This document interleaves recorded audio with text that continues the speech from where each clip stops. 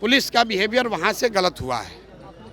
वहाँ से करीब 5 बजे से 11 बजे तक मुझे पुलिस एम्बुलेंस में बैठाकर अलग अलग जगहों पर घुमाती रही है और किसी ने ये नहीं बताया कि मुझे कहाँ लेकर जा रहे हैं। पुलिस वालों ने ये कोशिश की कि वहाँ के अस्पताल के डॉक्टर इनको सर्टिफिकेट दे दे, लेकिन वहाँ के अस्पताल के डॉक्टरों का मैं धन्यवाद करना चाहता हूँ।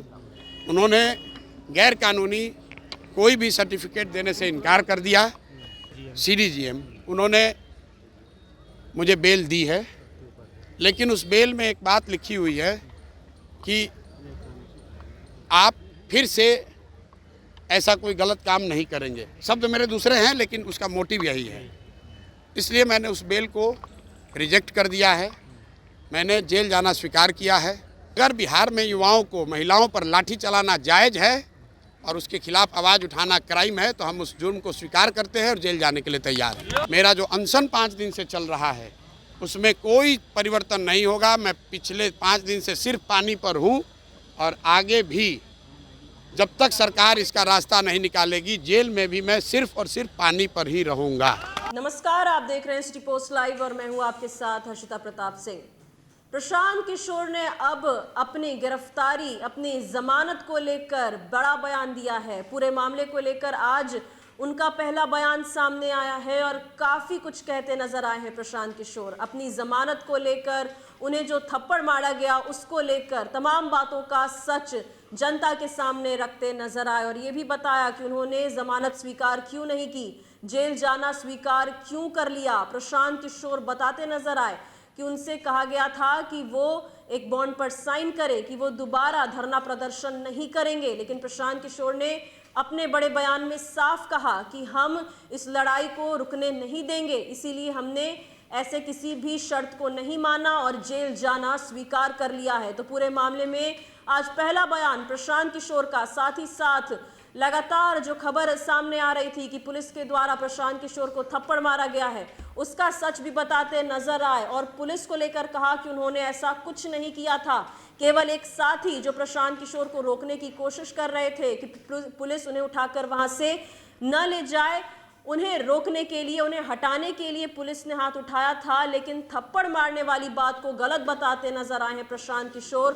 साथ ही साथ किस तरीके से उनकी जो मेडिकल जांच है वो हुई, उसके बाद कैसे उन्हें सिविल कोर्ट तक पहुंचाया गया, पूरे मामले की जानकारी देते नजर आए हैं। पहला बयान प्रशांत किशोर का न्यायिक हिरासत में जाने से पहले, उनका ये बयान सुनिए। आज सुबह 4 बजे गांधी मैदान में, जहां हम लोग पिछले 5 दिनों से शांतिपूर्वक सत्याग्रह कर रहे थे, मैं अनिश्चितकालीन आमरण अनशन पर बैठा था। करीब 4 बजे पुलिस के कुछ साथी आए और उन्होंने ये कहा कि आपको यहाँ से हम लोग डिटेन कर रहे हैं, आप साथ में चलिए। वहाँ से हम लोग साथ में चले। स्वाभाविक है, चूँकि हमारे साथ भी काफ़ी लोग थे, थोड़ा बहुत इधर उधर कुछ स्कफल हो सकता है, लेकिन बाई एंड लार्ज पुलिस वालों का बिहेवियर गलत नहीं रहा है। जो खबरें चलाई जा रही हैं कि किसी पुलिस वाले ने थप्पड़ मारा, ये गलत बात है। पुलिस ने थप्पड़ नहीं मारा है। मेरा एक साथी उत्साह में मेरा हाथ उसने पकड़ा हुआ था, जो चाहता था मैं वहाँ से न जाऊँ। पुलिस वाले ने उसको हाथ छुड़ाने के लिए हाथ चलाया होगा, लेकिन बाई लार्ज पुलिस का बिहेवियर, मेरा कोई उससे कंप्लेन नहीं है। पुलिस से हमारी कोई लड़ाई नहीं, रुकिए, पुलिस से कोई लड़ाई नहीं है। लेकिन उसके बाद जब गांधी मैदान से हम लोग चले तो पुलिस वाले उन्होंने हमें नहीं बताया कि वो कहाँ ले जा रहे हैं। वो मुझे लेकर एम्स में गए। एम्स में मुझे 1-1.5 घंटे बैठा कर रखा। वहाँ पर वहाँ के हॉस्पिटल एडमिनिस्ट्रेशन ने मेरा एडमिशन करने से मना कर दिया। किस तकनीकी कारण से किया ये मुझे नहीं मालूम है, लेकिन वहाँ पर जब परीक्षण नहीं हो पाया, वहाँ एम्स वालों ने हमें एडमिट नहीं किया, तो पुलिस वाले एम्स से निकाल कर मुझे दूसरी जगह ले जाने की उन्होंने कोशिश की। तब तक कुछ हमारे साथी समर्थक युवा एम्स के दरवाजे गेट पर आ गए थे, तो वहाँ से निकलते समय थोड़ी बहुत स्कफल हुई है। लेकिन उसके बाद जो पुलिस ने किया, पुलिस का बिहेवियर वहाँ से गलत हुआ है। वहाँ से करीब 5 बजे से 11 बजे तक मुझे पुलिस एम्बुलेंस में बैठाकर अलग अलग जगहों पर घुमाती रही है और किसी ने ये नहीं बताया कि मुझे कहाँ लेकर जा रहे हैं। बार बार पूछने के बाद भी उन्होंने नहीं बताया कि कहाँ लेकर जा रहे हैं। उन्होंने मुझे कहा कि आपको हम लोग PMCH या NMCH ले जाएंगे, लेकिन मुझे अंततः 5 घंटे के बाद फतुहा के सामुदायिक केंद्र में पुलिस वाले लेकर गए। वहाँ पर डॉक्टरों से वो मेरा परीक्षण कराकर एक सर्टिफिकेट लेना चाहते थे।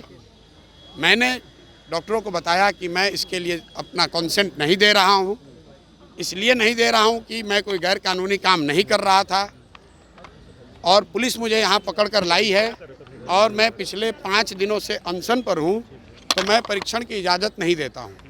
पुलिस वालों ने ये कोशिश की कि वहाँ के अस्पताल के डॉक्टर इनको सर्टिफिकेट दे दे, लेकिन वहाँ के अस्पताल के डॉक्टरों का मैं धन्यवाद करना चाहता हूँ। उन्होंने गैर कानूनी कोई भी सर्टिफिकेट देने से इनकार कर दिया। वहाँ पर पुलिस ने मेरा एक वीडियो रिकॉर्डिंग कराया कि आप बताइए क्या परीक्षण नहीं करा रहे हैं। वो रिकॉर्डिंग हुई। उसके बाद फतुहा से लेकर मुझे ये लोग वापस आए हैं, करीब 2 घंटे का रास्ता, वो भी अलग अलग जगह से घुमाते हुए। पुलिस का तर्क ये है कि वो भीड़ को कंट्रोल करने के लिए ऐसा कर रहे थे, शायद जायज़ हो। मैं यहाँ कोर्ट में आया। कोर्ट में मुझे SDM के अदालत ने ADCGM जो भी हैं, CDGM, उन्होंने मुझे बेल दी है। लेकिन उस बेल में एक बात लिखी हुई है कि आप फिर से ऐसा कोई गलत काम नहीं करेंगे। शब्द मेरे दूसरे हैं, लेकिन उसका मोटिव यही है। इसलिए मैंने उस बेल को रिजेक्ट कर दिया है। मैंने जेल जाना स्वीकार किया है। इसलिए स्वीकार किया है कि फंडामेंटल जो लड़ाई है कि अगर बिहार में युवाओं को, महिलाओं पर लाठी चलाना जायज़ है और उसके खिलाफ आवाज़ उठाना क्राइम है, तो हम उस जुर्म को स्वीकार करते हैं और जेल जाने के लिए तैयार हैं।